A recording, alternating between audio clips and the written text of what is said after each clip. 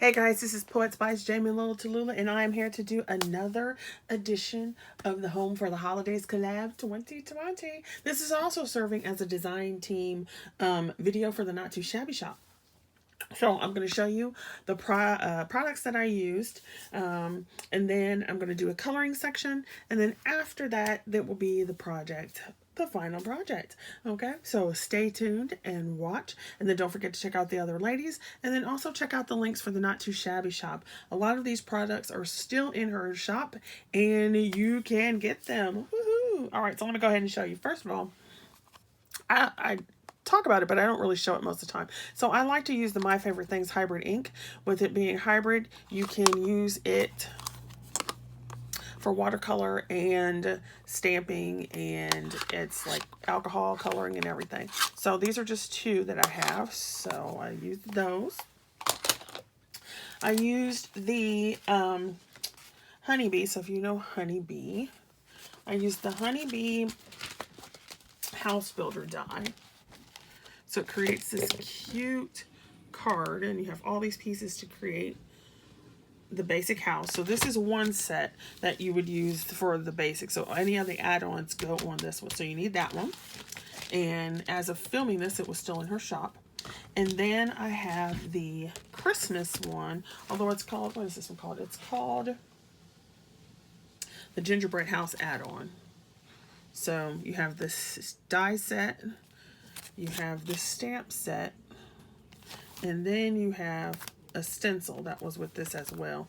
So I used the doors off of this one, and I used something else, but I used the door frames. Okay. Then I also have, and this is the newer release, the Santa's Workshop add-on. So I have these stamps, and then it has a die set to cut out all the stamps as well as add-ons to the house. So I use this set. Okay, so I've cut out a top and a bottom, and then I've also cut out a third one that has the background for the house. So I'm just going to glue those on to the front. Now in the later section, we're going to actually glue the two pieces together with that strip that's up in the right-hand corner. But for now, we're just going to glue down that section. Then we've cut the roof again, and so we're going to layer that up as well. I'm using some tonic tacky glue. They're Essentials glue, which I like. I prefer the other one as well, but we'll go with it. So here I'm just taking some snow that was in the other die set for the house. I'm just putting that on the top, and then I'm going to trim off these edges. Next, we're going to assemble the door. So there's that backer, and then you have the front piece. Then we're going to put the liner on.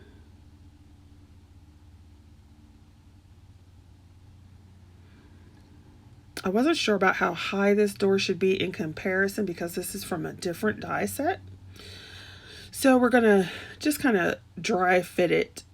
And then once I figured out what I want,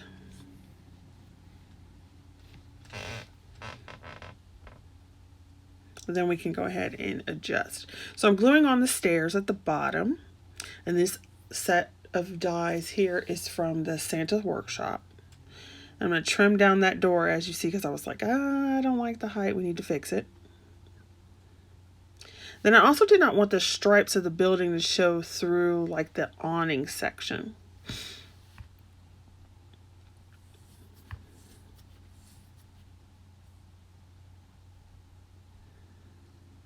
So I die cut the whole thing in another color. And then I'm going to go through and trim up the door, glue it down, and then put in those background pieces so it looks like a different color behind all of that awning. This is such a cute die set. It's so adorable. And I just love how they keep coming out with additions. The only addition I did, or there's two additions that I did not pick up. I did not pick up the coffee shop, and I did not pick up the Halloween. And now I kind of wish I had. So now I'm going to go ahead and glue that down. And I think if I did this again, I would pop it up on foam tape Except you have those really skinny pieces.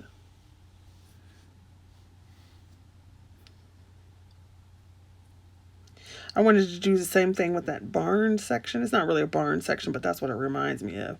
And so I cut it out of red as well. And then I'm going to paper piece those pieces back in upside down. And this will allow me to not have to cut another backer. And then once you get your pieces in, you could just take some double-sided tape and lay it across so that it connects the pieces. So that's what I'm going to do here. So now you see when you turn it over, they're all together. And then since you're just going to go ahead and put it down or put it on some foam tape, then you can just do that.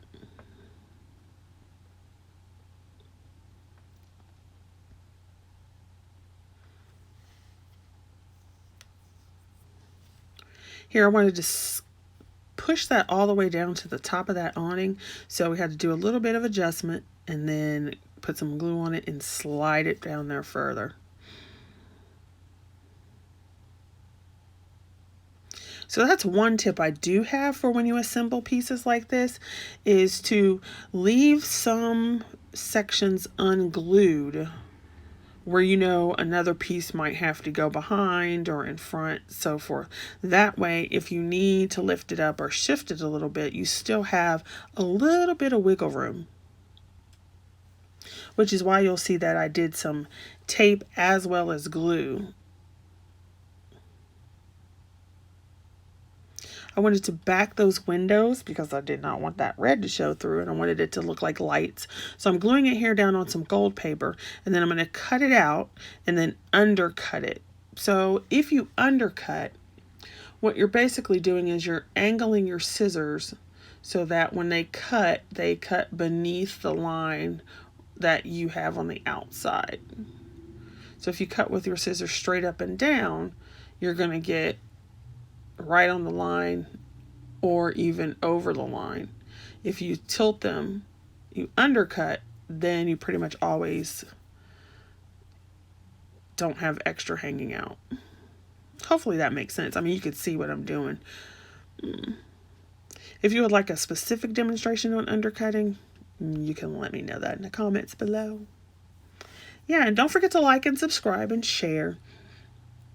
And definitely do a video to play along with us. So here you can see I'm putting the windows back on, and then I'm going to adjust them. I need to get one of those T-square rulers that I've seen out and about. We used them for drafting school, but I've never actually used it to craft with. Okay, so here you can see you have that banner that I was talking about that's going to put the two pieces together.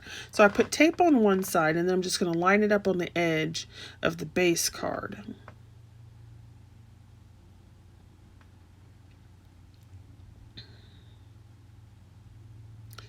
Then I put glue on the other side because this will give me some wiggle room. You always want to leave yourself some wiggle room. And because I didn't like the way it was looking and it was easier, I flipped it over. And then you can see how that strip works to create the hinge for your card. And you can do that for any shaped card. So here is the card I made. I love it. So you can see the shape. It's obviously, right? So you've got the shape. And then I put all the pieces together as you saw in the video. And then I put it on here. I wanted to double some of these up, get the trees done, some of the little North Pole pieces. And then this side was kind of blank, so I went back in and filled in the little sleigh with some of the presents. So they're so cute. I love how tiny these things are. And I double layered up this Santa's workshop.